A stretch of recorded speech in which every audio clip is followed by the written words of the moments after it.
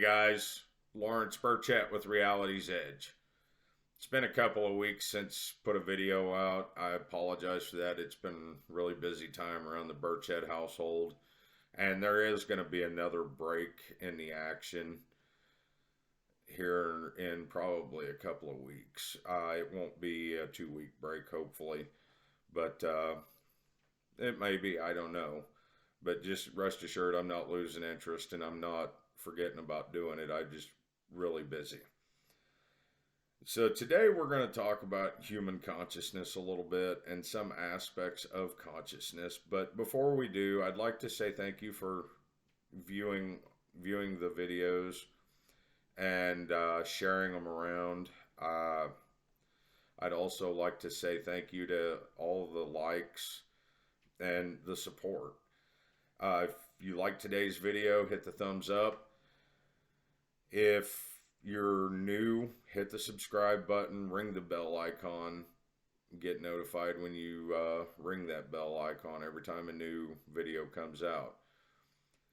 And share this with anybody you think might like to hear it. I'm not an expert by any stretch. These are just topics that I enjoy more than anything.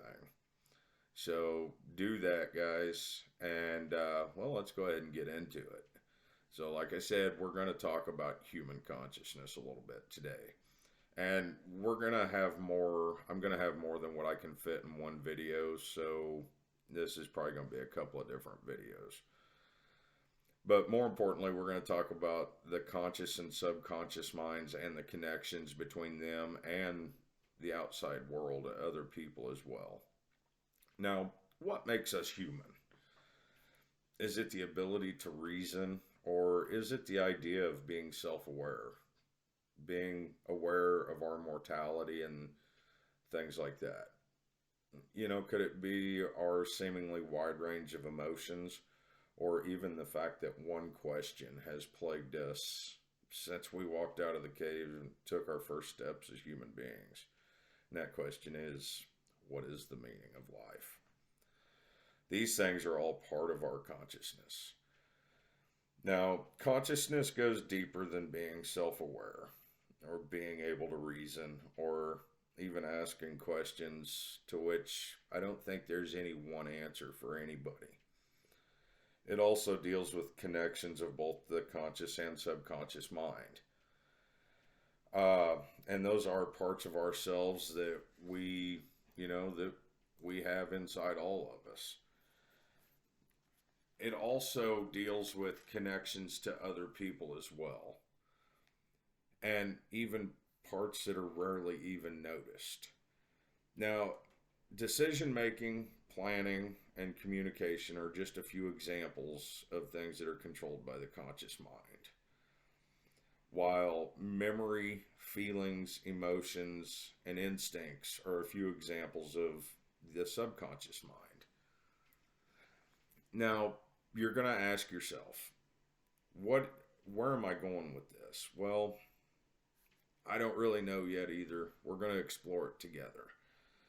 I will say this, though, that all of these things together make us human. And in some people's eyes, they make us superior to everything in the known universe. So today, I want to talk a little bit about psychic ability as a part of the human consciousness. And psychic ability, a lot of scientists say it doesn't exist. Some say it do. Some say it does. Now, psychic ability pertains to the idea that a person has the gift or power to see things that are not visible to the human eye, such as spirits or energy.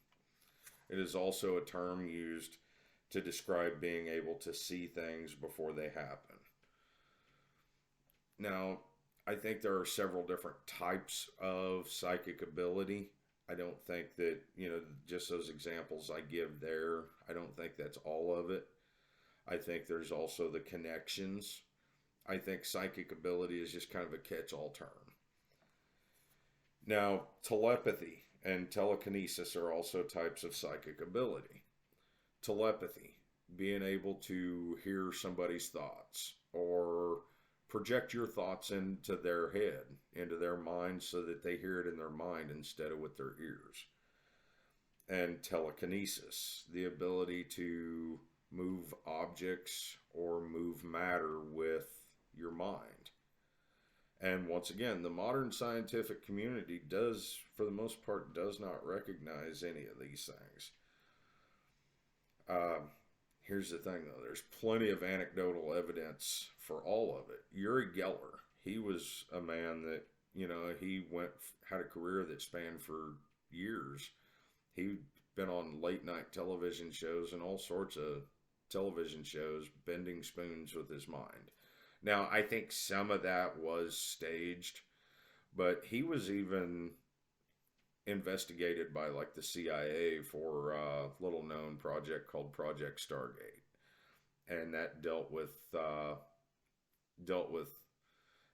idea of using the mind to be able to see things and also manipulate matter. And like I said, there's plenty of anecdotal evidence to prove the existence. Now, one telepathic link that I'd like to talk about is the twin connection. I think it's more prominent in identical twins because they are basically the same person. At the moment of conception, the cell splits into two and becomes two separate children, two separate people. And I actually have some knowledge of this because my father is an identical twin. It is said that they can, if one twin gets hurt, the other one can feel it. And it's also said, sorry, my nose itched there and my glasses slid down. Now, I remember when my father was, he would have been in his mid-30s, I think, maybe a little bit younger, I can't remember. But he had appendicitis and ended up going in for emergency appendectomy. And his twin brother, my uncle, was halfway across the world. He was over in Germany, stationed there for the army. And he called my grandmother asking if my father was okay. He felt that illness, felt that pain.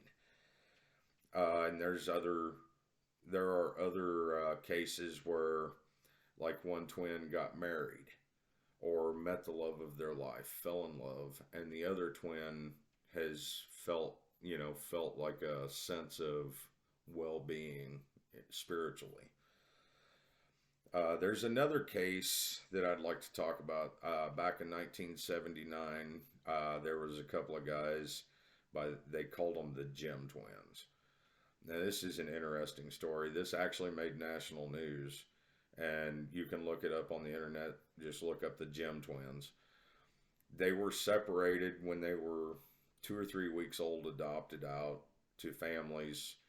I think they might have known that the other twin existed, but that was about the extent of it until 1979. They were born in 1940.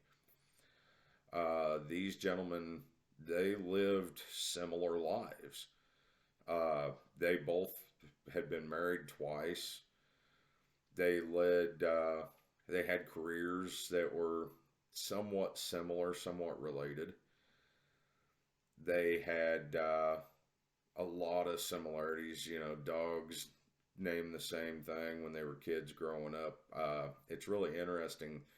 Their first wives were both named Linda. And then when those did not work out, they both married women named Betty. They smoked the same type of cigarettes. They drove the same kind of cars. Now, they did grow up, I think, within like 30 or 40 miles of one another. So it could be said that, maybe that's more the world around them. But I don't know. It's crazy that they both ended up marrying women the same name, both their first and second times. They went on similar vacations. They had similar interests in life. So to me, that's a pretty truly amazing connection, telepathic connection, and I believe that goes more to the subconscious mind because they didn't know what the other one was doing. So once again, I think that's subconscious mind more than anything. Next, I'd like to talk about telekinesis and psychokinesis. Now, they are related. They are both a psychic ability of being able to move things with the mind. The difference is with PK or psychokinesis, we're just going to call it PK for short. That's the ability of an individual to move objects or manipulate matter with their mind.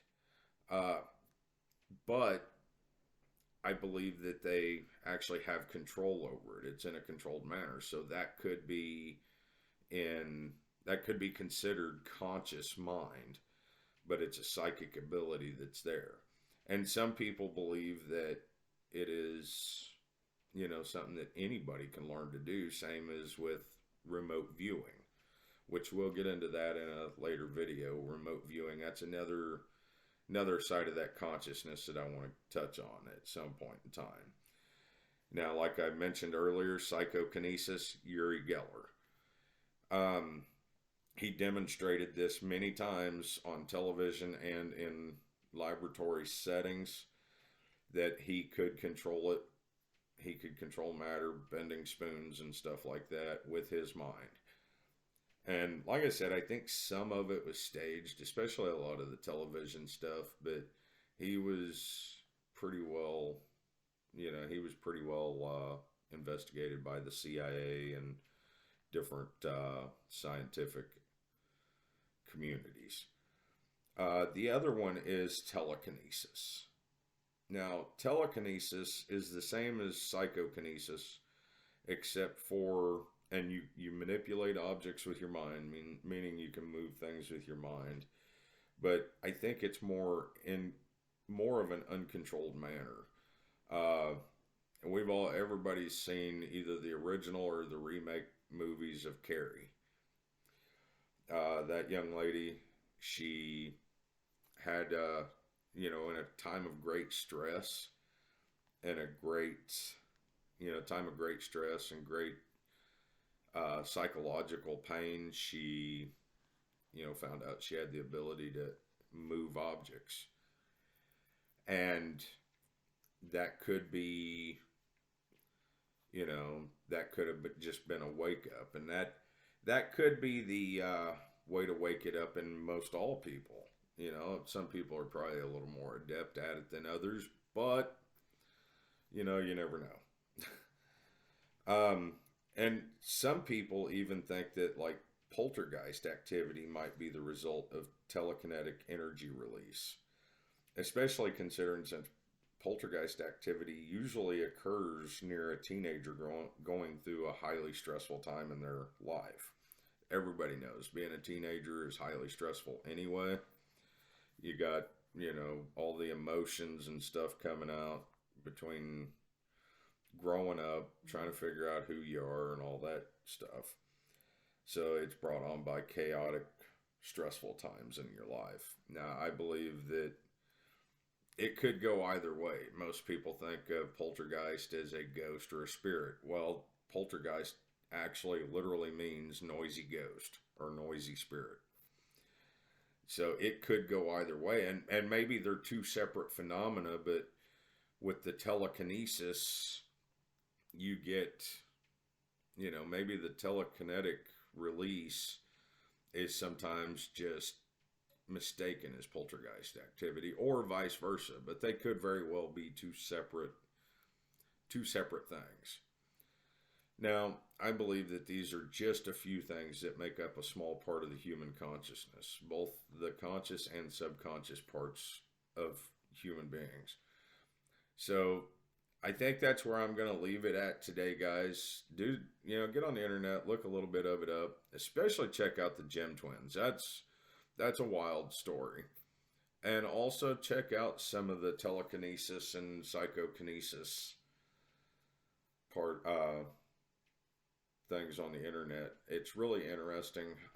I'm not saying it is, I'm not saying it ain't. It could be real, could not be real. Now, me personally, I've never experienced anything like that, but I like to hear stories about it. If you have any stories, by all means, send them in to me. Any stories of, in times of great stress, you know, having an outburst and flinging something across the room.